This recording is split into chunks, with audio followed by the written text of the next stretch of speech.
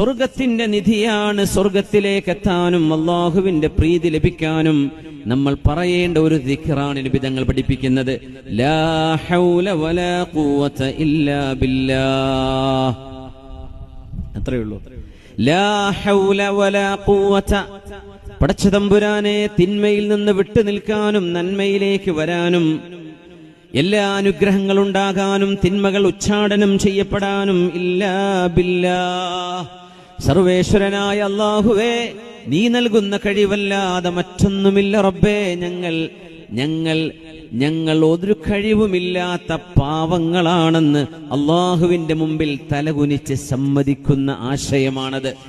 ഒരു അടിമയെങ്ങാനും അത് ചൊല്ലുകയാണെങ്കിൽ ഖാലല്ലാഹു അസ്സ വജല്ല, അല്ലാഹു പറയും അസ്ലമ അബ്ദി വസ്തസ്ലം, എന്റെ അടിമ ശരിയായ മുസ്ലിമായിരിക്കുന്നു, അവൻ എനിക്ക് വണങ്ങിയിരിക്കുന്നു എന്ന് അല്ലാഹു മറുപടി പറയുമെന്ന് മഹാനായ അഷ്റഫുൽ ഖൽഖ് റസൂലുള്ളാഹി സ്വല്ലല്ലാഹു അലൈഹി വസല്ലം